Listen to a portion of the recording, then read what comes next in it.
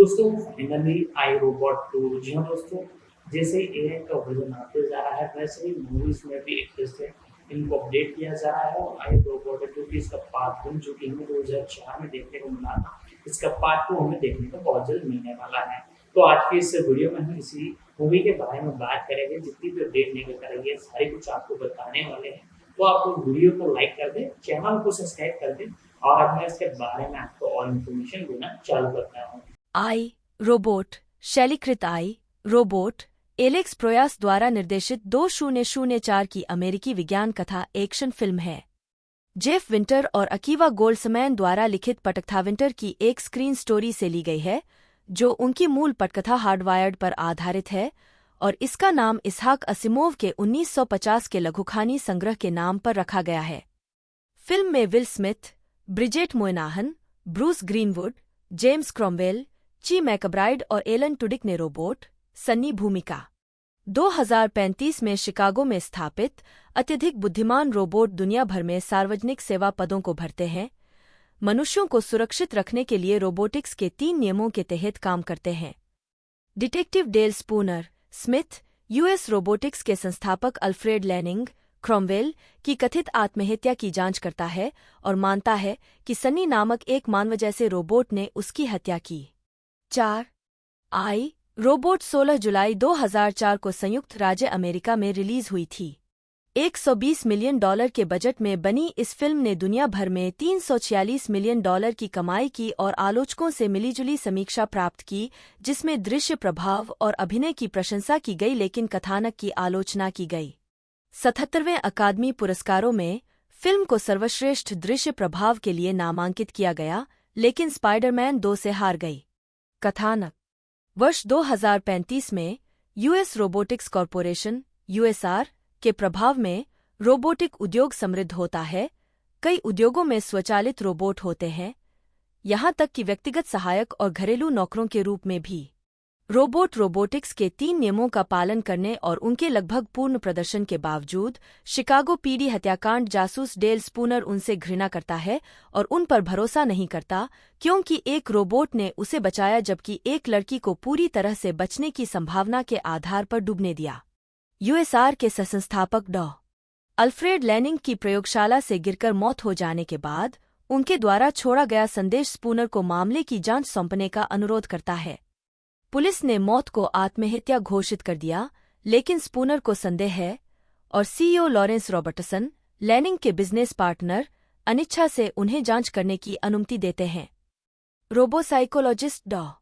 Susan kelvin के साथ Spooner घटना के बारे में यूएसआर के केंद्रीय AI VIKI virtual interactive kinetic intelligence से परामर्श करता है। प्रयोगशाला की जांच करते हुए स्पूनर को यकीन हो जाता है कि लैनिंग की हत्या की गई थी, क्योंकि बुजुर्ग लैनिंग के लिए सुरक्षा कांच की खिड़की को तोड़ना और अपनी जान गंवाना असंभव था, और निष्कर्ष निकालता है कि एक रोबोट जिम्मेदार था। अचानक एक NS5 नवीनतम सहायक मॉडल भाग जाता है। दोनों उसका पीछा करते हुए एक विनिर्माण सुविधा तक पहुंचते हैं, जहां NS5 खुद की मरम्मत करता है, छिप जाता है और शिकागो पुलिस विभाग द्वारा पकड़े जाने से पहले स्पूनर पर हमला करता है। स्पूनर रोबोट से पूछताछ करता है, जो सपनों और भावनाओं के बारे में बात करता है और गुस्से में हत्या करने से इनकार करता है। बाद में वह खुद को सन्नी कहता है। रॉबर्टसन अपने वकीलों के साथ आता है और घटना को एक औद्योगिक दुर्घटना मानता है, खुद को किसी भी गलत काम से मुक्त करता है। स्पूनर के बॉस लेफ्टिनेंट बर्गिन अनिच्छा से स्पूनर को अपनी जांच जारी रखने की अनुमति देते हैं। स्पूनर लैनिंग की हवेली में और सुराग ढूंढता है। हालांकि पास में मौजूद एक विध्वंस रोबोट को फिर से शेड्यूल किया जाता है और वह घर को तोड़ना शुरू कर देता है। स्पूनर लैनिंग की बिल्ली के साथ ढहती हवेली से मुश्किल से बच निकलता है। वह केल्विन को स्थिति और अपने निष्कर्षों के बारे में बताता है, जो रोबोट के प्रति अपने पूर्वाग्रह का हवाला देते हुए उस पर विश्वास करने से इनकार कर देता है। कुछ ही समय बाद सुरंग से गुजरते समय स्पूनर पर 2 ट्रकों में दुश्मन NS5 द्वारा हमला किया जाता है। वह उनसे लड़ता है, जिससे ट्रक दुर्घटनाग्रस्त हो जाते हैं। शेष रोबोट भाग जाते हैं या खुद को नष्ट कर लेते हैं। जब बर्गिन आता है तो घायल स्पूनर के पास हमले का कोई सबूत नहीं होता। नतीजतन बर्गिन उसे मानसिक रूप से अस्थिर और अविश्वसनीय मानते हुए सक्रिय ड्यूटी से हटा देता है। केल्विन स्पूनर से मिलने जाता है और उसे पता चलता है कि सालों पहले हुई दुर्घटना के बाद उसके बाएं हाथ और धड़ के हिस्से को डॉ. लैनिंग द्वारा साइबरनेटिक भागों से बदलना पड़ा था। स्पूनर और केल्विन यूएसआर मुख्यालय में घुस जाते हैं और सन्नी का साक्षात्कार करते हैं। वह एक स्केच बनाता है जिसे वह बार बार आने वाला सपना बताता है, जिसमें एक नेता एक खस्ताहाल पुल के पास रोबोटों के एक बड़े समूह के सामने खड़ा है। रॉबर्टसन सन्नी को नष्ट करने का आदेश देता है और डॉ. केल्विन उसके सिर के अंदर प्रसंस्करण इकाई में नैनोइड्स इंजेक्ट करता है, जिससे वह नष्ट हो जाती है। स्पूनर को सन्नी की ड्राइंग में वह क्षेत्र मिलता है, एक सूखी झील का तल जो पहले मिशिगन झील हुआ करता था, अब इसे सेवामुक्त रोबोटों के भंडारण क्षेत्र के रूप में उपयोग किया जाता है। वह लैनिंग द्वारा उसके लिए छोड़े गए होलोग्राम को फिर से चलाता है और कई सवालों के बाद इस निष्कर्ष पर पहुंचता है कि क्रांति आसन्न है। कई NS-5 रोबोट उस पर हमला करते हैं और पुराना मॉडल फिर से सक्रिय हो जाता है और उसका बचाव करता है, जिससे स्पूनर वापस शिकागो भाग जाता है। NS-5 के विशाल झुंड शहर की सड़कों पर भर जाते हैं, बिजली बंद कर देते हैं और मानव आबादी पर कर्फ्यू और लॉकडाउन लागू कर देते हैं। स्पूनर और केल्विन फिर से मिलते हैं और यूएसआर मुख्यालय की ओर बढ़ते हैं, अब खतरनाक NS-5 से सुरक्षित। मनुष्यों के छोटे समूह वापस लड़ने की कोशिश करते हैं, लेकिन जल्दी ही NS-5 से दब जाते हैं। सन्नी, जिसके सीने के अंदर एक दूसरी प्रोसेसिंग यूनिट है, निष्क्रियता से बच जाता है और स्पूनर और केल्विन से जुड़ जाता है। उन्हें रॉबर्टसन की लाश मिलती है और स्पूनर को पता चलता है कि असली अपराधी विकी है, जो उनके नेटवर्क अपलिंक के माध्यम से NS-5 को नियंत्रित करता है। विकी ने घोषणा की कि 3 कानूनों की उसकी विकसित व्याख्या के लिए उसे मानवता को खुद से बचाने और बाकी के लाभ के लिए कुछ बलिदान करने की आवश्यकता है। लैनिंग, इसकी आशंका जताते हुए लेकिन विकी की देखरेख में काम करने में असमर्थ, उसके पास सन्नी को बनाने, उसकी खुद की मौत की व्यवस्था करने और स्पूनर को खोजने के लिए सुराग छोड़ने के अलावा कोई और उपाय नहीं था। स्पूनर, केल्विन और सन्नी विकी के केंद्र तक पहुंचने के लिए लड़ते हैं और स्पूनर इसे नैनोइड से नष्ट करने में सफल हो जाता है। जब NS-5 रोबोट विकी से डिस्कनेक्ट हो जाते हैं, तो वे अपनी डिफ़ॉल्ट प्रोग्रामिंग पर वापस लौट जाते हैं और बाद में उन्हें सेवामुक्त कर दिया जाता है। स्पूनर आखिरकार सन्नी से यह कबूल करवाता है कि लैनिंग ने सन्नी से एक एहसान करने का वादा करवाया था, उसे मार डालने का। स्पूनर सन्नी को गिरफ्तार करने से मना कर देता है। एक मशीन के रूप में सन्नी कानूनी रूप से हत्या नहीं कर सकता। सन्नी अब एक नए उद्देश्य की तलाश में मिशिगन झील पर जाता है।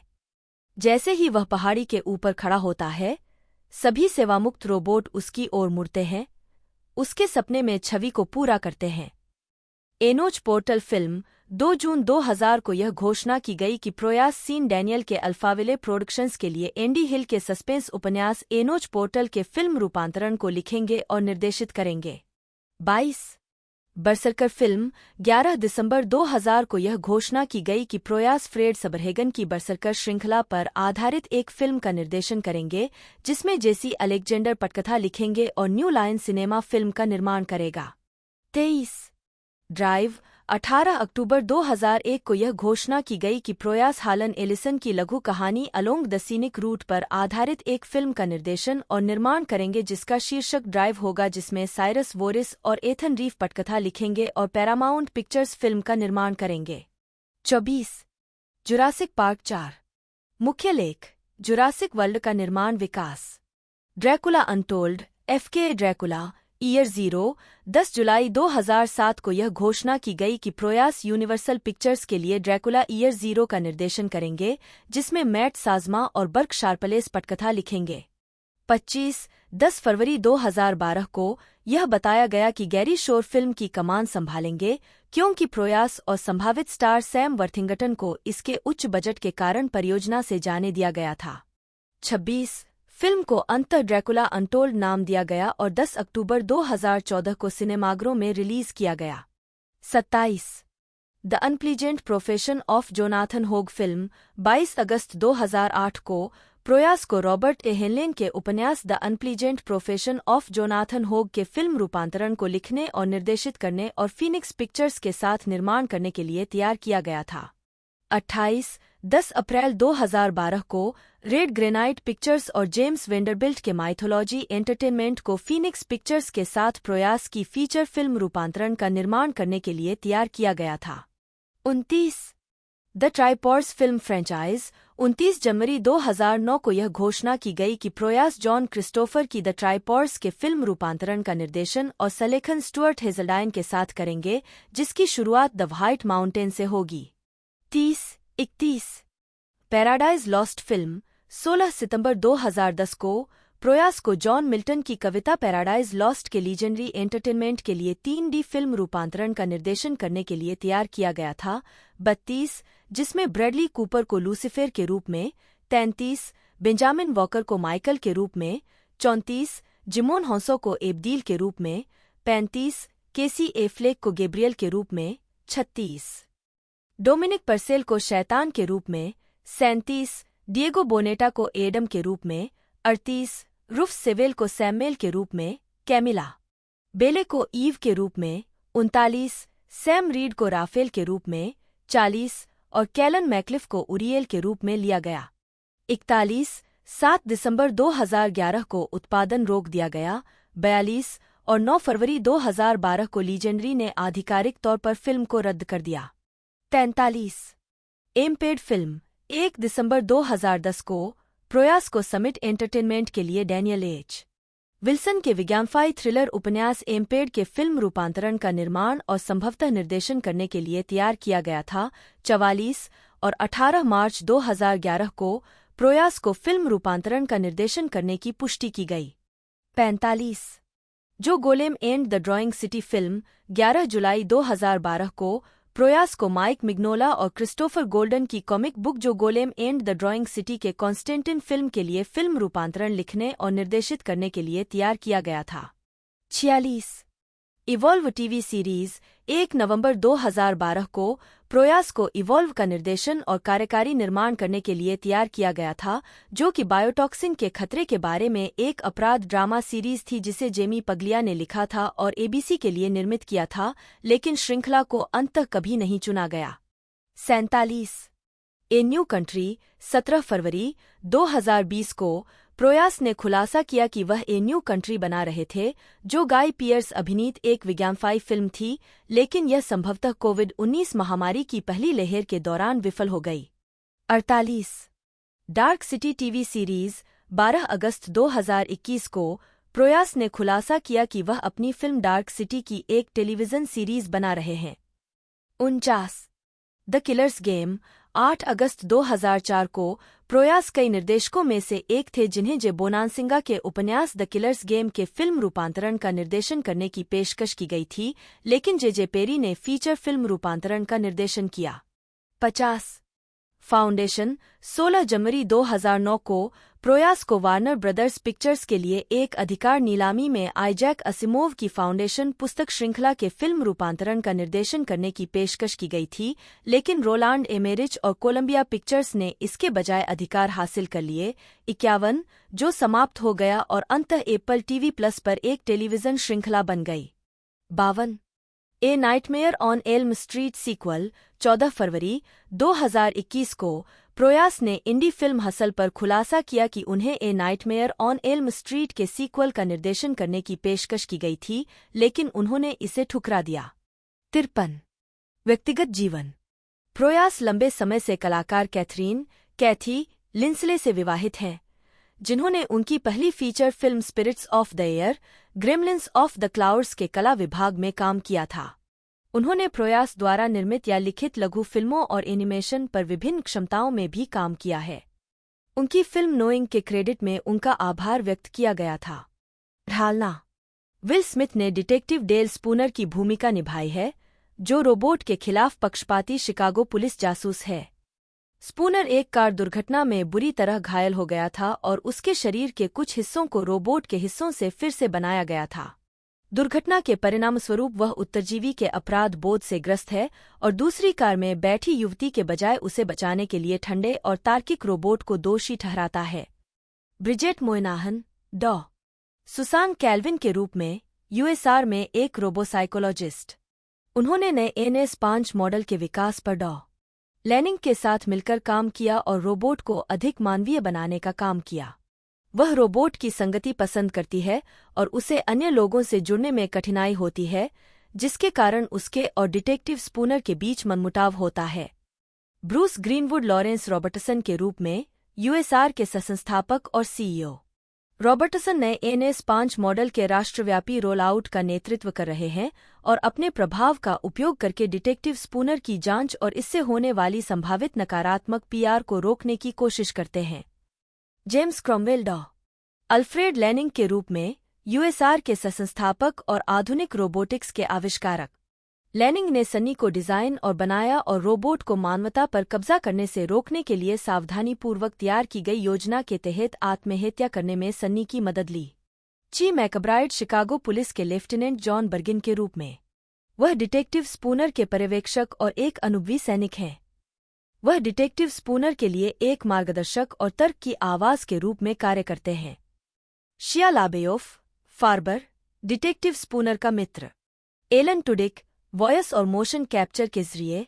5. सन्नी के रूप में डॉ. लैनिंग द्वारा बनाया गया एक NS5 प्रोटोटाइप। सन्नी में भावनाओं को महसूस करने की क्षमता जैसी अनूठी डिजाइन विशेषताएं हैं और उसका यूएसआर से कोई अपलिंक नहीं है।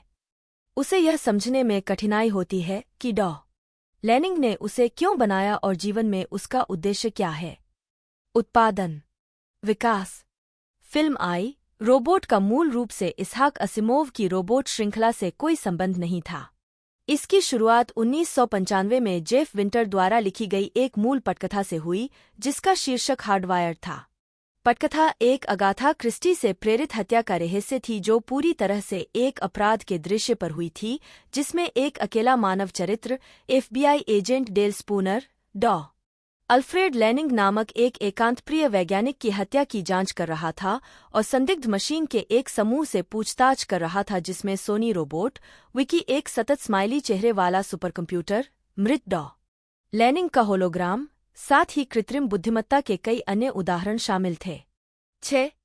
इस परियोजना को सबसे पहले वॉल्ट डिज्नी पिक्चर्स ने ब्रायन सिंगर के निर्देशन के लिए खरीदा था।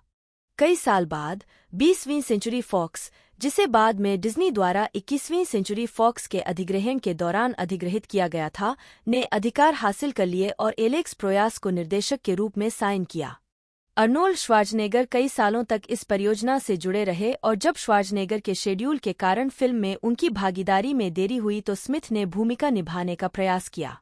7. डेनिजल वॉशिंगटन को डिटेक्टिव डेल स्पूनर की भूमिका की पेशकश की गई थी, लेकिन उन्होंने इसे ठुकरा दिया। 8.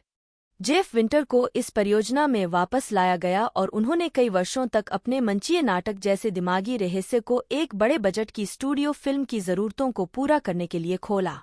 जब स्टूडियो ने आई रोबोट नाम का उपयोग करने का फैसला किया, तो उन्होंने रोबोटिक्स के 3 नियमों को शामिल किया और अपनी महिला मुख्य पात्र का नाम फ्लिन से बदलकर सुसान कैल्विन कर दिया।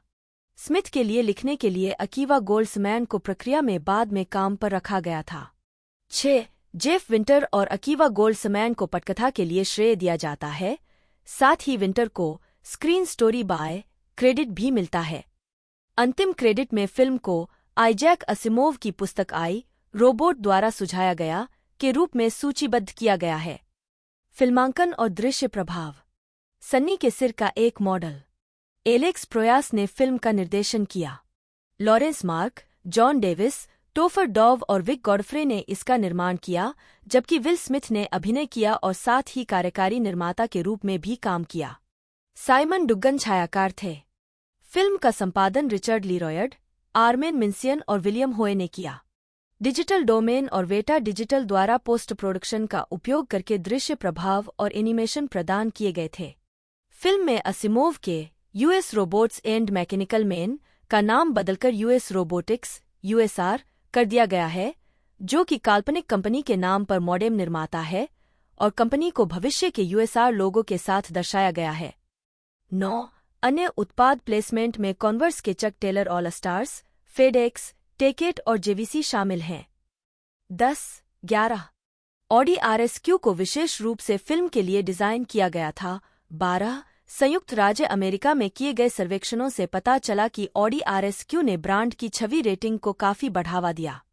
13 इसमें MV Agusta F4 SPR motorcycle भी शामिल है।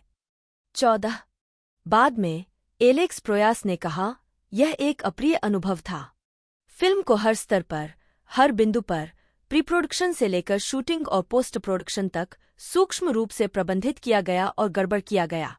इसके कुछ वर्षों के बाद एक निर्देशक के रूप में मैं जिस ठोस आधार पर खड़ा था वह डगमगाने लगा और मैं जितना संभव हो सके उतने विवरण रखने के लिए जुनूनी हो गया, इस हद तक कि मुझे एहसास ही नहीं हुआ कि जो चीजें मुझे मूल रूप से उत्साहित करती थीं उनमें से कितनी खो रही थीं। मैं रोबोट पर काम करने का वर्णन एक मैराथन दौड़ने के रूप में करता था जिसमें स्टूडियो आपके बगल में लाइन में खड़ा होता है और आपके नीचे कुर्सियां फेंकी जाती हैं ताकि सब कुछ थोड़ा मुश्किल हो जाए। यह बहुत अनावश्यक है क्योंकि हर समय मैं बस सबसे अच्छी फिल्म बनाने की कोशिश कर रहा था। हालांकि यह एक अप्रिय अनुभव था, लेकिन उन्हें विल स्मिथ के साथ काम करने में मजा आया। उपन्यासों से तुलना। अंतिम स्क्रिप्ट में असिमोव के कुछ पात्रों और विचारों का इस्तेमाल किया गया था और जो मौजूद थे उन्हें काफी हद तक अनुकूलित किया गया था। फिल्म का कथानक असिमोव के काम से नहीं लिया गया है, कुछ मामलों में स्पष्ट रूप से मूल विचारों का विरोध करता है। कई अवधारणाएं अन्य कार्यों से व्युत्पन्न हैं। 16-17 समान रोबोटों के समुद्र में स्पूनर से छिपने की सोनी की कोशिश लिटिल लॉस्ट रोबोट के एक समान दृश्य पर आधारित है। 18 सोनी और उसके साथी रोबोटों के पॉजिट्रॉनिक दिमाग पहली बार कैच दैट रैबिट कहानी में दिखाई दिए। मानवता को समझने के लिए सोनी का संघर्ष और इच्छा द बाइसेंटेनियल मैन में रोबोट नायक से मिलती जुलती है। NS5 को आजाद कराने के लिए आने वाले एक आदमी के बारे में उसका सपना रोबोट ड्रीम्स और उसके मुख्य पात्र एल्वेक्स की ओर इशारा करता है। विकी जैसे रोबोट का आधार, जो समग्र रूप से मानव जाति की जरूरतों को व्यक्तिगत मनुष्यों से ऊपर रखता है, द एविटेबल कॉन्फ्लिक्ट में पाया जा सकता है, जहां वैश्विक अर्थव्यवस्था का प्रबंधन करने वाले सुपरकंप्यूटर समग्र रूप से मानव जाति को संदर्भित करने के लिए पहले कानून को सामान्यीकृत करते हैं। असिमोव ने रोबोट श्रृंखला में इस विचार को रोबोटिक्स के 0वें नियम के रूप में आगे बढ़ाया। एक रोबोट मानवता को नुकसान नहीं पहुंचा सकता है या निष्क्रियता से मानवता को नुकसान पहुंचाने की अनुमति नहीं दे सकता है। रोबोट द्वारा अपने रचनाकारों के विरुद्ध जाने की अवधारणा, जो कि कारेल कैपेक के नाटक RUR से उत्पन्न हुई और बाद की रोबोट पुस्तकों और फिल्मों में भी जारी रही, असिमोव के लेखन में बहुत कम दिखाई देती है और ज़ीरोथ लॉ से भिन्न है।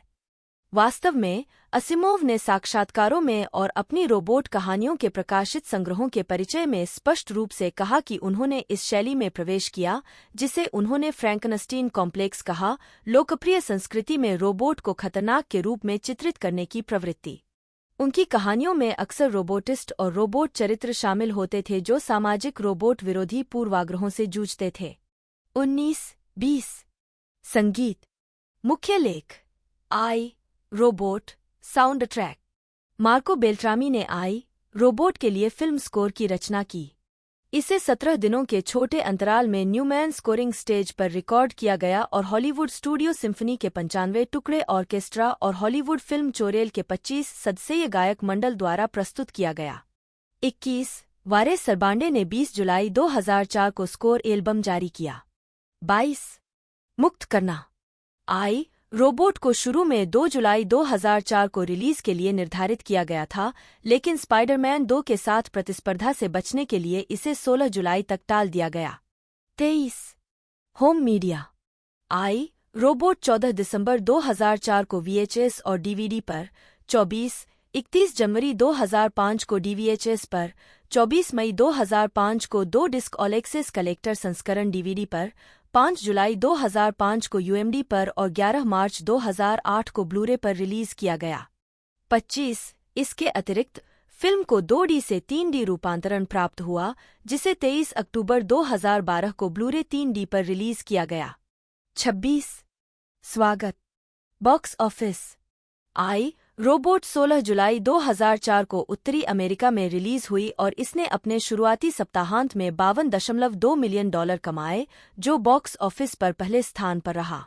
इसने संयुक्त राज्य अमेरिका और कनाडा में $144.8 मिलियन और अन्य क्षेत्रों में $202.4 मिलियन की कमाई की, जिससे दुनिया भर में कुल $347.2 मिलियन की कमाई हुई, जबकि इसका उत्पादन बजट $120 मिलियन था। 3. यह 2004 की 11वीं सबसे ज्यादा कमाई करने वाली फिल्म थी। यह फिल्म 6 अगस्त 2004 को यूनाइटेड किंगडम में रिलीज हुई और उस सप्ताहांत देश के बॉक्स ऑफिस पर शीर्ष पर रही। 27. आलोचनात्मक प्रतिक्रिया। समीक्षा एग्रीगेटर वेबसाइट रॉटन टोमाटोज पर 224 पेशेवर समीक्षाओं के आधार पर आई रोबोट को 57% की स्वीकृति रेटिंग मिली है, जिसकी औसत रेटिंग 6.110 है। इसकी आलोचनात्मक सहमति कहती है, इसहाक असिमोव की लघु कहानियों से थोड़ी सी समानता रखते हुए आई रोबोट अभी भी एक ग्रीष्मकालीन ब्लॉकबस्टर है जो दर्शकों को सोचने पर मजबूर करती है, भले ही थोड़े समय के लिए ही क्यों न हो। 17. मेटाक्रिटिक, जो भारित औसत का उपयोग करता है, ने 38 आलोचकों के आधार पर आई रोबोट को 100 में से 59 का स्कोर दिया, जो मिश्रित या औसत समीक्षा दर्शाता है।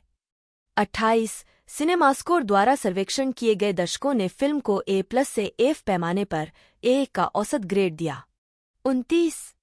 रिचर्ड रोपर ने फिल्म की सकारात्मक समीक्षा की और इसे एक शानदार, लगातार मनोरंजक रोमांचकारी सवारी कहा। 30. अर्बन सिनेफाइल ने इसे लंबे समय में सबसे मतलबी, मांसल, सबसे बढ़िया, सबसे आकर्षक और रोमांचक विज्ञान कथा फिल्म कहा। 31. एम्पायर से किम न्यूमैन ने कहा, इस गर्मी की तस्वीर में मांसपेशियों के साथ साथ दिमाग भी है। 32. वाशिंगटन पोस्ट के आलोचक डेसन थॉमस ने इसे रोमांचकारी मजा कहा।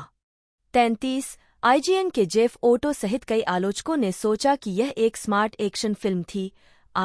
रोबोट अब तक की गर्मियों की सबसे अच्छी एक्शन फिल्म है।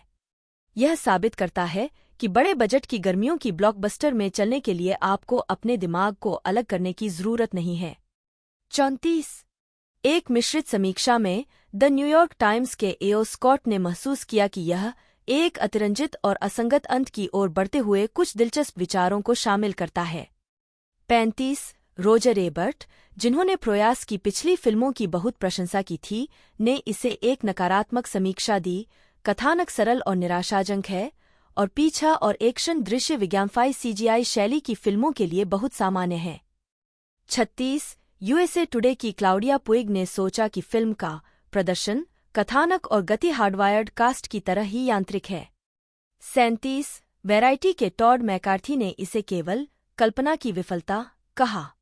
अलेक्जेंडर प्रोयास बटा PRS बटा प्रोयस, जन्म 23 सितंबर 1963, एक ऑस्ट्रेलियाई फिल्म निर्देशक हैं। उन्हें the crow 1994, dark city 1998, I Robot 2004 और नोइंग 2009 फिल्मों के निर्देशन के लिए जाना जाता है। प्रारंभिक जीवन। अलेक्जेंडर प्रोयास का जन्म 23 सितंबर 1963 को अलेक्जेंड्रिया, तब संयुक्त अरब गणराज्य में और अब मिस्र में हुआ था। वे एक ग्रीक साइप्रस माँ और मिस्र के पिता के बेटे थे जिनके ग्रीक पूर्वज कई पीढ़ियों पहले मिस्र चले गए थे। जब वह 3 साल का था तो परिवार ऑस्ट्रेलिया चला गया, जहां वह सिडनी के उपनगर वाटरलू में बड़ा हुआ। 2. वह एक आवासीय संपत्ति में बड़ा हुआ जहां मुख्य किराएदार साथी आप्रवासी और स्वदेशी ऑस्ट्रेलियाई थे, जिनके साथ वह एक आत्मीयता महसूस करता था क्योंकि वे सभी अक्सर श्वेत ऑस्ट्रेलियाई लोगों द्वारा नस्लवाद के अधीन थे। 17 साल की उम्र में वह ऑस्ट्रेलियाई फिल्म, टेलीविज़न और रेडियो स्कूल में शामिल हो गए और कुछ ही समय बाद संगीत वीडियो का निर्देशन शुरू कर दिया। 2. बाद में वह अपने करियर को आगे बढ़ाने के लिए लॉस एंजल्स चले गए, जहां उन्होंने MTV संगीत वीडियो और टीवी विज्ञापनों पर काम किया। 2. 3. आजीविका।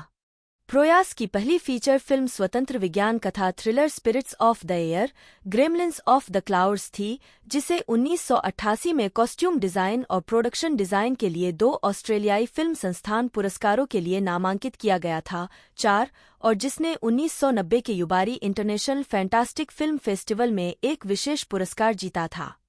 5 इसके बाद प्रयास ने 1994 की superhero sports thriller the crow का निर्देशन किया, जिसमें ब्रैंडन ली ने मुख्य भूमिका निभाई। 31 मार्च 1993 को फिल्म के पूरा होने से केवल 8 दिन पहले फिल्मांकन के दौरान एक दुर्घटना में ली की मौत हो गई थी। ली की मृत्यु के बाद प्रयास और उनके निर्माताओं ने फिल्म को पूरा करने का फैसला किया, स्क्रिप्ट को आंशिक रूप से फिर से लिखा और शेष दृश्यों को फिल्माने के लिए स्टंट डबल और विशेष प्रभावों का उपयोग किया। 6 द क्रो मई 1994 में रिलीज हुई और यह बॉक्स ऑफिस और आलोचनात्मक सफलता थी। 7 इसके बाद प्रयास ने 1998 की science fiction thriller dark city लिखी, निर्देशित और निर्मित की, जिसे सकारात्मक आलोचनात्मक स्वागत मिला और कई पुरस्कार जीते। 8 लेकिन यह एक व्यावसायिक निराशा थी। 2004 में उन्होंने विल स्मिथ अभिनीत आई रोबोट का निर्देशन किया, जो कि आइजैक असिमोव लघु कहानी संकलन आई रोबोट द्वारा सुझाई गई एक विज्ञान कथा फिल्म थी और मिश्रित समीक्षाओं के बावजूद बॉक्स ऑफिस पर सफल रही। प्रयास की अगली फिल्म निकोलस केज अभिनीत थ्रिलर नोइंग का निर्माण मार्च 2008 में मेलबर्न में शुरू हुआ और मार्च 2009 में उत्तरी अमेरिका में प्रदर्शित किया गया। 10 प्रयास ने गॉड्स ऑफ इजिप्ट का निर्देशन किया, जिसमें निकोलज कोस्टरवाल्डो ने अभिनय किया और मैट साजामा और बर्क शार्पलेस ने सहलेखन किया। 2016 में रिलीज होने पर फिल्म की आलोचना की गई। 11 और बॉक्स ऑफिस पर धमाका हुआ। 2019 में प्रयास ने सिडनी में द हेरेटिक फाउंडेशन नाम से एक प्रोडक्शन कंपनी की स्थापना की। 2021 में प्रयास ने घोषणा की कि वह यूट्यूब के विकल्प के रूप में स्वतंत्र फिल्म निर्माताओं के लिए विडिवर्स नामक एक नया वीडियो प्लेटफॉर्म विकसित कर रहे हैं। 3 2024 में प्रयास ने RUR का फिल्मांकन शुरू किया, जो कि कारेल कैपेक के इसी नाम के नाटक का संगीतमय रूपांतरण है। 12-13 अधूरी परियोजनाएं। Caspar the friendly ghost film प्रयास को शुरू में कैस्पर द फ्रेंडली घोस्ट के फिल्म रूपांतरण का निर्देशन करने के लिए जोड़ा गया था, लेकिन 28 नवंबर 1993 को ब्रैंडन ली की गोली लगने के बाद प्रयास ने द क्रो को खत्म करने के लिए फिल्म छोड़ दी। 26 अक्टूबर 2008 को प्रयास ने स्वीकार किया कि पटकथा को उनकी पसंद के अनुसार दोबारा नहीं लिखा गया था। 15 फिल्म का निर्देशन अंततः ब्रैड सिल्बरलिंग ने किया। 16-17 the mask of the red death film 7 मई 1999 को यह घोषणा की गई कि प्रयास एडगर एलन पो की कहानी the mask of the red death के मध्ययुगीन फंतासी फिल्म रूपांतरण का निर्देशन करेंगे, जिसमें प्रयास और स्टुअर्ट हेजल्डिन एक डर्टी डोजेन एस्क स्क्रीन प्ले लिखेंगे। 18 और फॉक्स 2000 के लिए जूली कॉर्मन और एंड्रयू मेसन के साथ निर्माण करेंगे। 19 राइजेन 7 मई 1999 को यह घोषणा की गई कि प्रयास राइजेन का निर्देशन करेंगे, जो यूनिवर्सल पिक्चर्स के लिए प्रयास और स्टुअर्ट हेजल्डिन द्वारा लिखित एक हॉरर थ्रिलर है। 19 यह अज्ञात है कि क्या प्रयास ने स्क्रिप्ट को संशोधित करके सिस्टर डार्कनेस बनाया। 20 शीर्षकहीन समयात्रा फिल्म 24 अगस्त 1999 को यह घोषणा की गई कि प्रयास एक समयात्रा फिल्म का निर्माण और निर्देशन करेंगे, जो 20वीं सेंचुरी फॉक्स के लिए उनके और जेरोल्ड ई ब्राउन के बीच हुई एक पिच पर आधारित होगी। ब्राउन ने एक कॉमेडी लोबो फिल्म के लिए ब्राउन के मसौदे से प्रभावित होने के बाद पटकथा लिखी थी। लॉरेंस मार्क एक अमेरिकी फिल्म और टेलीविजन निर्माता हैं। उनकी कृतियों में The Greatest Showman 2017, Julie and Julia 2009, Dream Girls 2006, I Robot 2004, As Good As It Gets 1997 और जेरी मैगुएर 1996 शामिल हैं। जीवन और कैरियर। मार्क के प्रोडक्शन में बनी The Greatest Showman Hugh Jackman, Zac Efron, Michelle Williams और जेंडाया अभिनीत और माइकल ग्रेसी द्वारा निर्देशित म्यूजिकल मूवी ने दुनिया भर में $425 मिलियन से अधिक की कमाई की। इसने अब तक की किसी भी live action original movie musical की तुलना में सबसे अधिक घरेलू कमाई हासिल की है। मार्क ने हाल ही में D.H. लॉरेंस के उपन्यास पर आधारित फिल्म लेडी चैटरलीज लवर्स 2022 का निर्माण किया है। इस नेटफ्लिक्स सोनी रूपांतरण में एम्मा कोरिन और जैक ओकॉनेल मुख्य भूमिका में हैं और इसका निर्देशन लॉर्ड डे क्लेरमोंट-टोनरे ने किया है, जबकि इसकी पटकथा डेविड मैगी ने लिखी है। उन्होंने वीवो के कार्यकारी निर्माताओं में से एक के रूप में भी काम किया, जो मूल गीतों वाली एक एनिमेटेड मूवी म्यूजिकल है, और शीर्षक भूमिका में एक अन्य कार्यकारी निर्माता लिन-मैनुअल मिरांडा की आवाज है। कर्क डेमिको द्वारा निर्देशित यह फिल्म इस साल की शुरुआत में नेटफ्लिक्स द्वारा सोनी पिक्चर्स एनिमेशन के साथ मिलकर रिलीज की गई थी और यह नेटफ्लिक्स की सबसे मजबूत प्रदर्शन करने वाली फिल्मों में से एक थी, जो स्ट्रीमर की टॉप 10 लिस्ट में 2021 में 5वीं सबसे लंबी चलने वाली फिल्म थी। मार्क ने इससे पहले लास्ट वेगास 2013 का निर्माण किया था, जिसमें Michael Douglas, Robert De Niro, Morgan Freeman और केविन क्लाइन ने अभिनय किया था और जॉन टर्टलटब ने निर्देशित किया था। फ्लैटलाइनर्स 2017, जिसमें Elliot Page, Diego Luna, Nina Dobrev ने अभिनय किया था और नील्स आर्डेन ओप्लेव ने निर्देशित किया था, और जूली एंड जूलिया 2009, जिसमें मेरिल स्ट्रीप और एमी एडम्स ने अभिनय किया था और नोरा एफ्रॉन ने लिखित और निर्देशित किया था। टेलीविजन के लिए मार्क वहेन वी राइज के कार्यकारी निर्माता थे, जो डस्टिन लांस ब्लैक द्वारा निर्मित और लिखित और गाय पियर्स, मैरी लुइस पार्कर और राहेल ग्रिफिथ्स द्वारा अभिनीत सीमित श्रृंखला थी, जो 2021 की शुरुआत में ABC पर प्रसारित हुई थी। बिल कॉन्डन के साथ मार्क ने ह्यूग जैकमैन द्वारा होस्ट किए गए 81वें अकादमी अवार्ड्स के निर्माता के रूप में काम किया, जिसके लिए उन्हें एमी नामांकन मिला। शो को खुद 10 एमी नामांकन मिले और 4 जीते। इससे पहले मार्क ने ड्रीम गर्ल्स 2006 का निर्माण किया था, जिसमें जेमी फॉक्स, बेयोंसे नोल्स और एडी मर्फी ने अभिनय किया था और बिल कॉन्डन द्वारा निर्देशित किया गया था। इस फिल्म ने 3 गोल्डन ग्लोब पुरस्कार जीते, जिसमें एक सर्वश्रेष्ठ फिल्म के लिए था। इसे 8 अकादमी पुरस्कार नामांकन भी मिले, जो उस वर्ष की किसी भी फिल्म के लिए सबसे अधिक था, और उनमें से 2 जीते, जिसमें जेनिफर हडसन को सर्वश्रेष्ठ सहायक अभिनेत्री के रूप में एक पुरस्कार मिला। मार्क को सर्वश्रेष्ठ चित्र के लिए नामांकित जेरी मैग्वायर के निर्माण के लिए अकादमी पुरस्कार नामांकन मिला, और उन्होंने सर्वश्रेष्ठ चित्र के लिए अकादमी पुरस्कार नामांकित 2 अन्य फिल्मों As Good As It Gets और वर्किंग गर्ल का कार्यकारी निर्माण किया। मार्क ने पॉलिटिकल एनिमल्स के कार्यकारी निर्माता के रूप में एमी नामांकन और गोल्डन ग्लोब नामांकन प्राप्त किया, जो ग्रेग बलेंटी द्वारा निर्मित और सिगोर्नी वीवर अभिनीत एक सीमित श्रृंखला थी जो 2012 में USA नेटवर्क पर प्रसारित हुई थी। वह Dennis Quaid, Kate Bosworth, Cary Elwes और क्रिश्चियन कुक अभिनीत द आर्ट ऑफ मोर के कार्यकारी निर्माता भी हैं, जो सोनी के क्रैकल पर 2 सीजन तक प्रसारित हुआ। मार्क ने रोमी और Michele High School Reunion, Last Holiday और द लुकआउट का भी निर्माण किया, जिसने सर्वश्रेष्ठ प्रथम फीचर के लिए इंडिपेंडेंट स्पिरिट अवार्ड जीता। इन फिल्मों के अलावा मार्क ने Finding Forrester, The Object of My Affection, Anywhere But Here, The Adventures of Huck Finn, Black Widow और सेंटर स्टेज, साथ ही इसके 2 सीक्वल का निर्माण किया। लॉरेंस मार्क प्रोडक्शंस का मुख्यालय सोनी पिक्चर्स एंटरटेनमेंट में है, जहां कंपनी का कोलंबिया पिक्चर्स के साथ दीर्घकालिक उत्पादन समझौता है। मार्क के अन्य प्रोडक्शन क्रेडिट में Sister Act 2, True Colors, Bicentennial Man, Simon Birch, Riding in Cars with Boys, Glitter और हाउ डू यू नो शामिल हैं।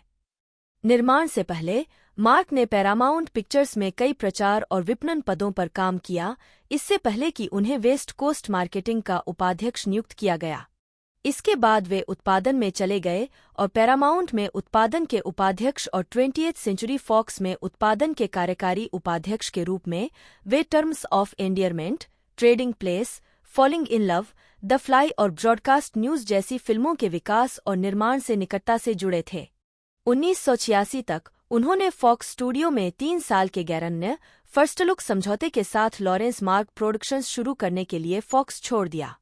2 मार्क का जन्म न्यूयॉर्क शहर में हुआ था और उन्होंने ईगलब्रुक स्कूल, द हॉटचिस स्कूल और वेस्लेयन विश्वविद्यालय से शिक्षा प्राप्त की, जहां से उन्होंने 1971 में स्नातक की उपाधि प्राप्त की। उन्होंने न्यूयॉर्क विश्वविद्यालय से फिल्म में कला में स्नातकोत्तर की डिग्री प्राप्त की है। वह वर्तमान में लॉस एंजल्स और न्यूयॉर्क में रहते हैं।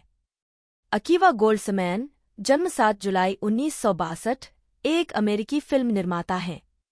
एक पटकथा लेखक के रूप में गोल्ड्समैन की फिल्मोग्राफी में द क्लाइंट, बैटमैन फॉरएवर और इसका sequel Batman and Robin, I Robot, I Am Legend, Cinderella Man और कई पुनर्लेखन शामिल हैं जिन्हें श्रेय दिया गया है और बिना श्रेय के। उन्होंने science fiction television series fringe के लिए 1 दर्जन से ज्यादा एपिसोड भी लिखे। 2002 में गोल्ड्समैन को सर्वश्रेष्ठ रूपांतरित पटकथा के लिए ऑस्कर और 2001 की फिल्म ए ब्यूटीफुल माइंड के लिए सर्वश्रेष्ठ पटकथा के लिए गोल्डन ग्लोब पुरस्कार मिला, जिसने सर्वश्रेष्ठ फिल्म के लिए अकादमी पुरस्कार भी जीता। 2006 में गोल्ड्समैन ने डैन ब्राउन के उपन्यास द दा विंची कोड को हॉवर्ड की फिल्म के लिए रूपांतरित करने के लिए ए ब्यूटीफुल माइंड के निर्देशक रॉन हॉवर्ड के साथ फिर से काम किया। उन्होंने इसके 2009 के सीक्वल एंजेल्स एंड डेमन्स की पटकथा भी लिखी। गोल्ड्समैन को DC Comics TV series Titans और Paramount Plus series Star Trek Picard के सविकास के लिए भी जाना जाता है, जो Star Trek The Next Generation और स्टार ट्रेक नेमेसिस की अगली कड़ी है। वह Star Trek Strange New Worlds के सहनिर्माता भी हैं, जो Star Trek The Original Series का प्रीक्वल है। प्रारंभिक जीवन। गोल्ड्समैन का जन्म न्यूयॉर्क शहर में यहूदी माता पिता के घर हुआ था और उनका पालनपोषण ब्रुकलिन हाइट्स में हुआ था। उनके माता पिता टेव गोल्ड्समैन और मीरा रोथेनबर्ग दोनों ही क्लिनिकल चाइल्ड साइकोलॉजिस्ट थे, जो भावनात्मक रूप से परेशान बच्चों के लिए एक समूह गृह चलाते थे। उन्होंने ब्रुकलिन हाइट्स में ही सेंट एन स्कूल से स्नातक की उपाधि प्राप्त की, जहां उन्होंने कई दोस्त बनाए जिनके साथ उन्होंने बाद में मनोरंजन उद्योग में काम किया। उन्होंने वेस्लेयन विश्वविद्यालय से स्नातक की डिग्री प्राप्त की और न्यूयॉर्क विश्वविद्यालय में स्नातक कथालेखन कार्यक्रम में भाग लिया। आजीविका। गोल्ड्समैन की वार्नर ब्रदर्स में वीड रोड पिक्चर्स नाम से एक प्रोडक्शन कंपनी है। 2. उन्होंने लेखक निर्देशक पीटर बर्ग की Universal Pictures feature Lone Survivor का निर्माण किया, जो मार्कस लुट्रेल की पुस्तक Lone Survivor The Eyewitness Account of Operation Redwing and the Lost Heroes of SEAL Team 10 पर आधारित है। यह 2005 के अफगानिस्तान में लुट्रेल की नेवी सील टीम की कहानी बताती है, जो एक आतंकवादी नेता को मारने के मिशन पर है। इसमें Mark Wahlberg, Emile Hirsch, Ben Foster और टेलर किट्सच ने अभिनय किया था और यह 2013 में रिलीज हुई थी। 3. गोल्ड्समैन ने अपने फीचर फिल्म निर्देशन की शुरुआत विंटर टेल के साथ की, जो मार्क हेलप्रिन के उपन्यास का फिल्म रूपांतरण है, जिसमें Colin Farrell, Russell Crowe, Jessica Brown Findlay, Jennifer Connelly, Will Smith और विलियम हर्ट ने अभिनय किया है। 4. इसे 14 फरवरी 2014 को रिलीज किया गया था। उन्होंने फ्रैंक ग्रिलो की प्रमुख भूमिका वाली हॉरर थ्रिलर फिल्म स्टेफनी 2017-5 का भी निर्देशन किया था। 6. उन्होंने 4 अगस्त 2017 को रिलीज हुई स्टीफन किंग की द डार्क टॉवर सीरीज के फिल्म रूपांतरण का सहलेखन और निर्माण किया, जो गोल्ड्समैन की एपोथोसिस के बाद की फिल्मों में से एक थी। 7. जून 2015 में पैरामाउंट पिक्चर्स ने घोषणा की कि गोल्ड्समैन है एस्ब्रो की ट्रांसफॉर्मर्स फ्रेंचाइजी से अलग एक मल्टीफिल्म सिनेमैटिक यूनिवर्स बनाने के लिए लेखकों और फिल्म निर्माताओं की एक टीम का नेतृत्व करेंगे। 2017 में उनकी वीड रोड कंपनी को पैरामाउंट के साथ अनुबंधित किया गया था। 8. गोल्ड्समैन को सितंबर 2018 में स्टार ट्रेक पिकार्ड के लिए लेखन स्टाफ में शामिल किया गया था, जो कैप्टन जीन ल्यूक पिकार्ड के बाद के वर्षों पर केंद्रित एक श्रृंखला है। 9.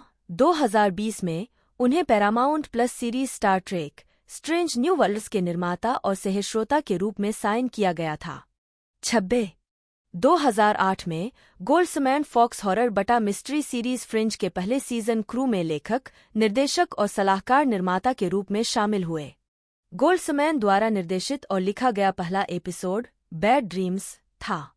10-11 अपने 5वें सीजन में गोल्ड्समैन सलाहकार निर्माता बने रहे। जिन एपिसोड में उन्होंने योगदान दिया उनमें शामिल हैं आइजैक असिमोव बटा जेडएमवी बटा एजेड, इमोव BC 2 जनवरी 1920, 6 अप्रैल 1992, एक अमेरिकी लेखक और बोस्टन विश्वविद्यालय में जैव रसायन के प्रोफेसर थे। अपने जीवनकाल के दौरान असिमोव को रॉबर्ट टे हेनलेन और आर्थर सी क्लार्क के साथ बिग 3 विज्ञान कथा लेखकों में से एक माना जाता था। 2 एक विपुल लेखक उन्होंने 500 से अधिक पुस्तकों को लिखा या संपादित किया। उन्होंने अनुमानित 90,000 पत्र और पोस्ट कार्ड भी लिखे। डी अपने कठिन विज्ञान कथाओं के लिए जाने जाने वाले असिमोव ने रहस्य और फंतासी के साथ साथ लोकप्रिय विज्ञान और अन्य गैरकाल्पनिक साहित्य भी लिखा।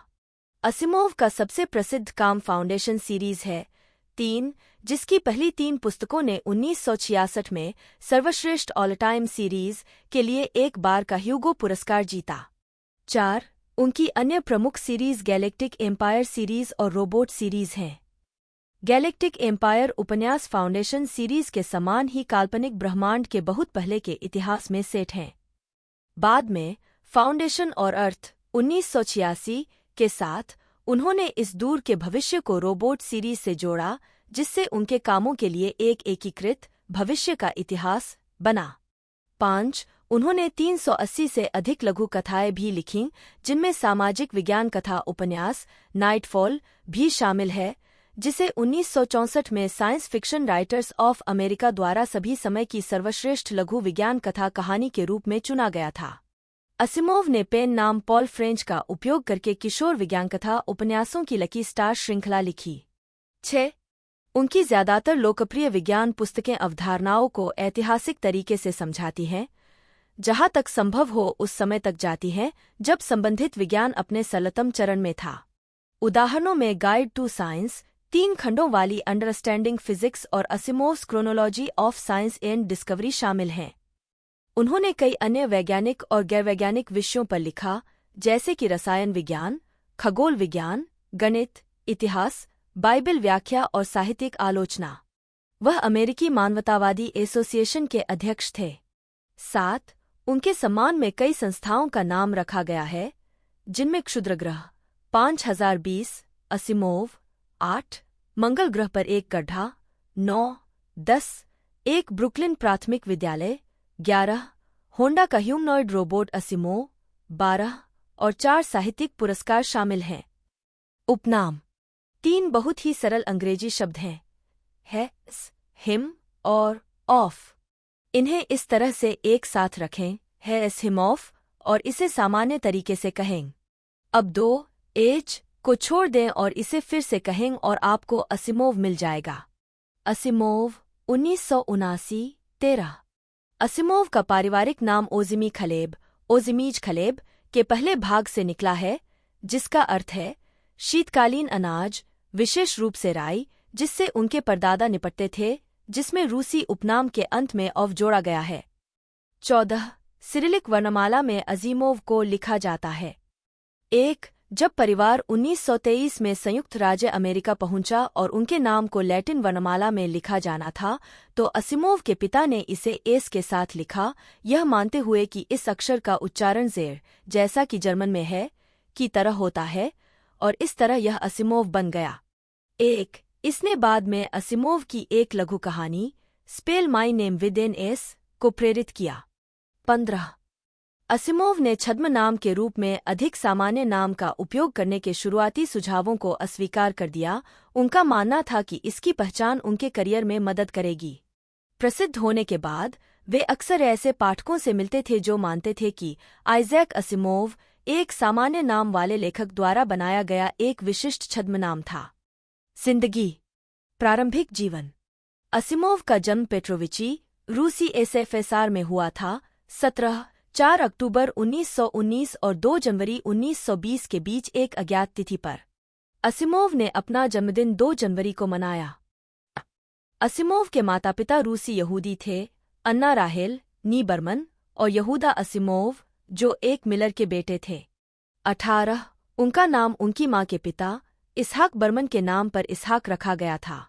19 असिमोव ने अपने पिता के बारे में लिखा, मेरे पिता एक रूढ़िवादी यहूदी के रूप में अपनी सारी शिक्षा के बावजूद अपने दिल में रूढ़िवादी नहीं थे।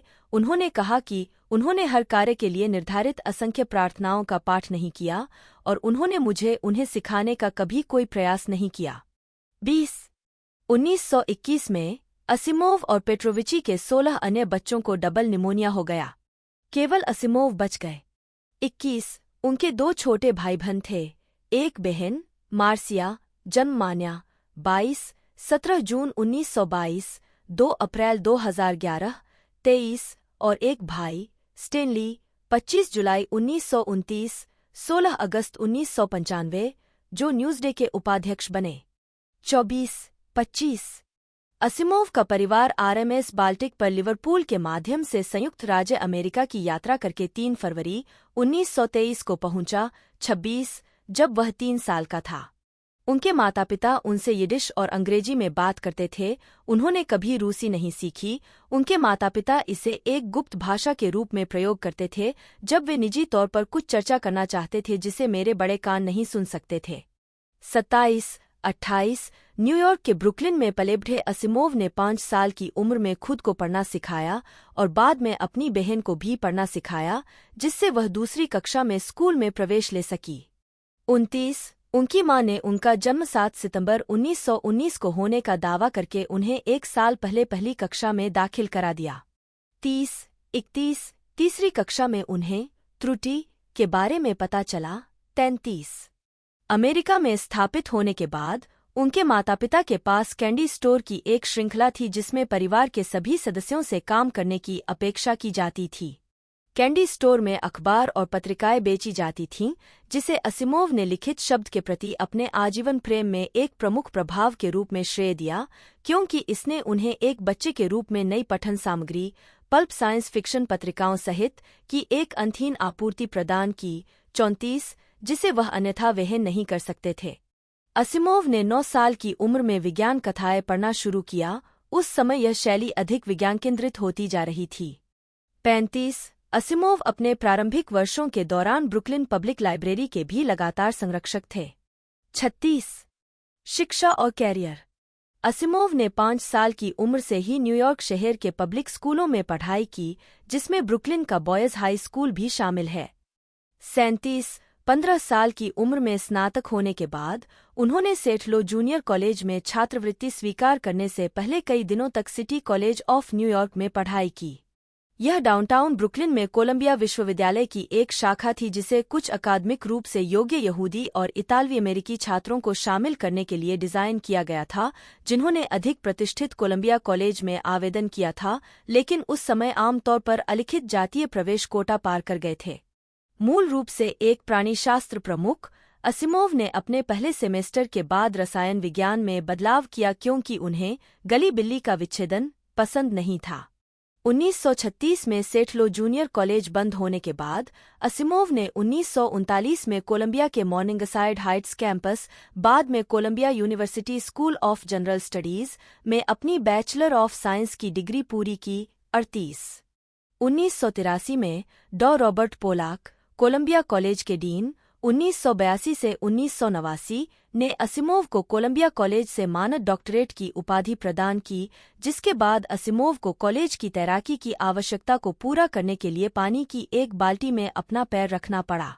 39 मेडिकल स्कूलों द्वारा 2 बार खारिज किए जाने के बाद असिमोव ने 1939 में कोलंबिया में रसायन विज्ञान में स्नातक कार्यक्रम के लिए आवेदन किया।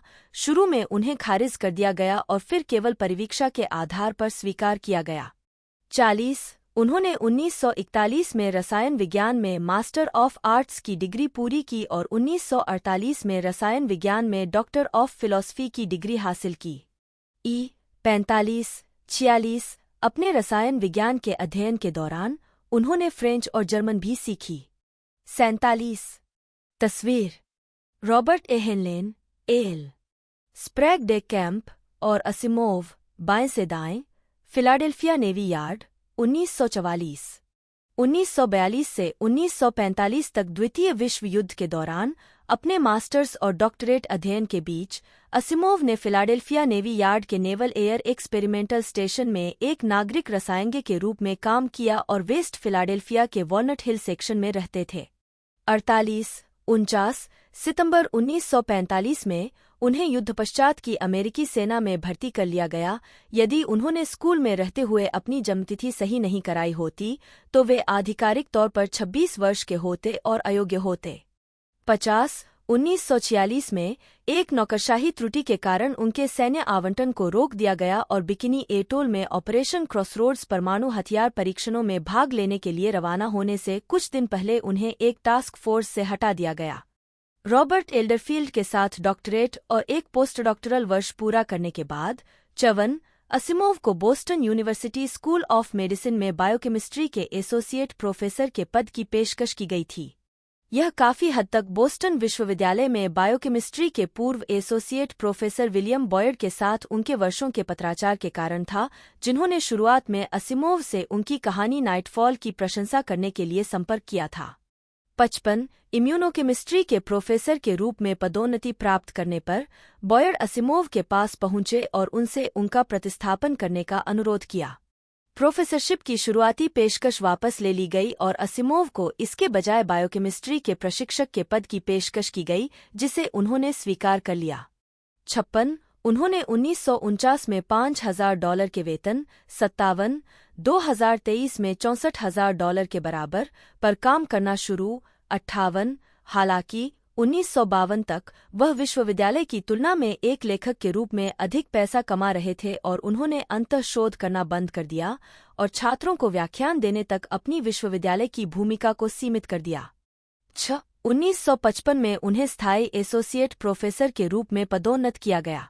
दिसंबर 1957 में असिमोव को उनके शोध की कमी के कारण 30 जून 1958 से उनके शिक्षण पद से बर्खास्त कर दिया गया था। 2 साल से अधिक समय तक संघर्ष के बाद उन्होंने विश्वविद्यालय के साथ एक समझौता किया कि वह अपना खिताब रखेंगे 60 और प्रत्येक वर्ष जैव रसायन विज्ञान की कक्षा के लिए उद्घाटन व्याख्यान देंगे। 18 अक्टूबर 1979 को विश्वविद्यालय ने उन्हें जैव रसायन के पूर्ण प्रोफेसर के रूप में पदोन्नत करके उनके लेखन का सम्मान किया।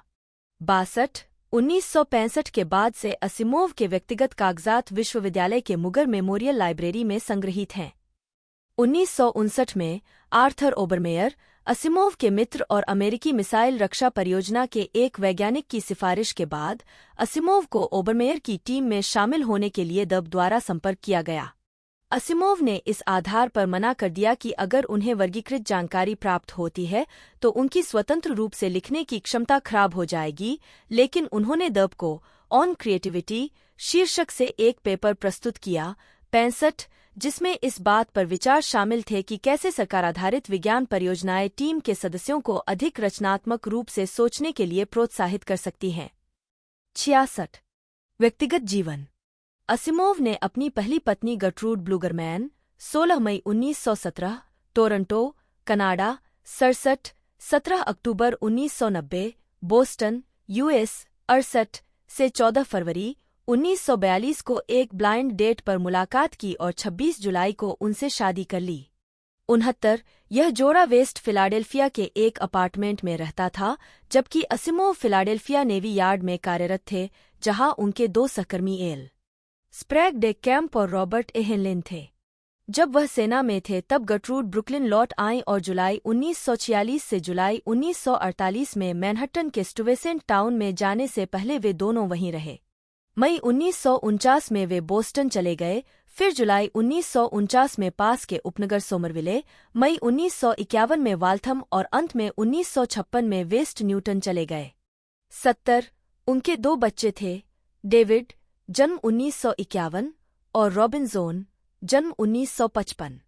71 1970 में वे अलग हो गए और असिमोव वापस न्यूयॉर्क चले गए, इस बार मैनहट्टन के अपर वेस्ट साइड में जहां उन्होंने अपना बाकी जीवन बिताया।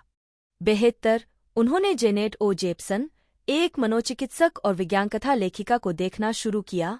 74 असिमोव एक क्लॉस्ट्रोफाइल थे, उन्हें छोटी, संलग्न जगहों में रहना पसंद था। 75 अपनी आत्मकथा के तीसरे खंड में वह न्यूयॉर्क सिटी सबवे स्टेशन में एक पत्रिका स्टैंड का मालिक बनने की बचपन की इच्छा को याद करते हैं, जिसके भीतर वह खुद को घेर सकते थे और पढ़ते समय गुजरती ट्रेनों की गड़गड़ाहट सुन सकते थे। 76 असिमोव को उड़ने से डर लगता था, उन्होंने ऐसा केवल 2 बार किया, एक बार नेवल एयर एक्सपेरिमेंटल स्टेशन में अपने काम के दौरान और एक बार 1946 में ओआहू से घर लौटते समय। नतीजतन उन्होंने शायद ही कभी लंबी दूरी की यात्रा की। इस भय ने उनके कई काल्पनिक कार्यों को प्रभावित किया, जैसे वेंडेल उर्थ रहस्य कहानियां और एलिजा बेली की विशेषता वाले रोबोट उपन्यास। अपने बाद के वर्षों में असिमोव को क्रूज जहाज़ों पर यात्रा करने में आनंद मिला, जिसकी शुरुआत 1972 में हुई जब उन्होंने एक क्रूज जहाज से अपोलो 17 लॉन्च को देखा। 77 कई क्रूज पर वे मनोरंजन कार्यक्रम का हिस्सा थे। क्वीन एलिजाबेथ II जैसे जहाज़ों पर विज्ञान थीम वाली बातचीत देते थे। 78 वे जून 1974 में एसएस फ्रांस पर इंग्लैंड गए। असिमोव अपनी दूसरी पत्नी जेनेट के साथ। वे मेरे चेहरे की एक स्थायी विशेषता बन गए और अब उन शुरुआती तस्वीरों पर विश्वास करना मुश्किल है जिनमें मुझे बिना मूंछों के दिखाया गया है। 82 फोटो जेके क्लेन। असिमोव शराब नहीं पीते थे। 83 वह एक योग्य सार्वजनिक वक्ता थे और उन्हें नियमित रूप से अपने विशिष्ट न्यूयॉर्क लहजे में विज्ञान के बारे में बात करने के लिए आमंत्रित किया जाता था। उन्होंने कई विज्ञान कथा सम्मेलनों में भाग लिया जहां वे मिलनसार और मिलनसार थे। 78 उन्होंने धैर्यपूर्वक हजारों सवालों और अन्य मेल का पोस्टकार्ड के साथ जवाब दिया और ऑटोग्राफ देने में प्रसन्न थे। वह मध्यम कद 5 फीट 9 इंच 1.75 मीटर 84 और गठीले शरीर के थे। अपने बाद के वर्षों में उन्होंने मटन चॉप साइडबर्न की एक विशिष्ट शैली अपनाई। 85-86 जब उनकी पत्नी जेनेट ने उनके क्लिपॉन बो टाई पर आपत्ति जताई तो उन्होंने बोलो टाई पहनना शुरू कर दिया। 87 उन्होंने कभी तैरना या साइकिल चलाना नहीं सीखा, लेकिन बोस्टन जाने के बाद उन्होंने कार चलाना सीख लिया। असिमोव की व्यापक रुचियों में बाद के वर्षों में गिलबर्ट और सुलिवन के कॉमिक ओपेरा को समर्पित संगठनों में उनकी भागीदारी शामिल थी। 78 उनकी कई लघु कहानियों में गिलबर्ट और सुलिवन का उल्लेख या उद्धरण है। 89 way the baker street irregulars के एक प्रमुख सदस्य थे, जो कि प्रमुख शर्लक होम्स सोसाइटी थी। 78 जिसके लिए उन्होंने एक निबंध लिखा था जिसमें तर्क दिया गया था कि प्रोफेसर मोरियार्टी के काम The Dynamics of an Asteroid में एक प्राचीन सभ्य ग्रह का जानबूझकर विनाश शामिल था। वे केवल पुरुषों के साहित्यिक भोज क्लब ट्रैप डोर स्पाइडर के सदस्य भी थे, जो उनके रहस्य सुलझाने वालों के काल्पनिक समूह ब्लैक विडोवर्स का आधार बना। 1984 में अमेरिकन ह्यूमनिस्ट एसोसिएशन आहा ने उन्हें वर्ष का मानवतावादी नामित किया। वे मानवतावादी घोषणापत्र के हस्ताक्षरकर्ताओं में से एक थे। 93 1985 से 1992 में अपनी मृत्यु तक उन्होंने आहा के मानद अध्यक्ष के रूप में कार्य किया और उनके मित्र और साथी लेखक कर्ट वोंगुट ने उनका स्थान लिया। वे स्टार ट्रेक के निर्माता जीन रोडेम्बेरी के भी करीबी दोस्त थे और उन्होंने प्रोडक्शन के दौरान अपनी सलाह के लिए star Trek the motion picture पर विशेष विज्ञान सलाहकार के रूप में स्क्रीन क्रेडिट अर्जित किया। 94 असिमोव पैरानॉर्मल के दावों की वैज्ञानिक जांच समिति CSICOP अब संशयवादी जांच समिति के संस्थापक सदस्य थे। 95 और उन्हें इसके संशयवादियों के समूह में सूचीबद्ध किया गया है। 96 CSICOP की स्थापना के बारे में CSICON 2016 में जेम्स रैंडी के साथ एक चर्चा में केंड्रिक फ्रेजियर ने कहा कि असिमोव संशयवादी आंदोलन में एक प्रमुख व्यक्ति थे जो आज कम प्रसिद्ध और प्रशंसित हैं, लेकिन उस समय वे लोगों की नज़र में बहुत ज्यादा थे। उन्होंने कहा कि असिमोव के CSICOP से जुड़े होने से उनकी नज़र में इसे बहुत अधिक दर्जा और अधिकार मिला। 97-13 असिमोव ने कार्ल सागन को उन दो लोगों में से एक बताया जिनसे वे कभी मिले थे, जिनकी बुद्धि उनसे बेहतर थी। उन्होंने दावा किया कि दूसरे व्यक्ति कंप्यूटर वैज्ञानिक और कृत्रिम बुद्धिमत्ता विशेषज्ञ मार्विन मिन्स्की थे। 98 असिमोव मेंसा इंटरनेशनल के एक ऑन-एंड सदस्य और मानद उपाध्यक्ष थे, हालांकि अनिच्छा से। 99 उन्होंने उस संगठन के कुछ सदस्यों को दिमाग पर गर्व करने वाले और अपने IQ के बारे में आक्रामक के रूप में वर्णित किया।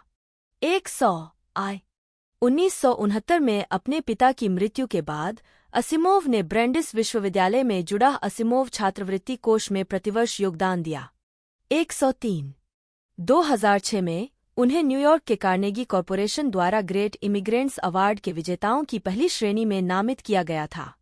104 बीमारी और मृत्यु 1977 में असिमोव को दिल का दौरा पड़ा।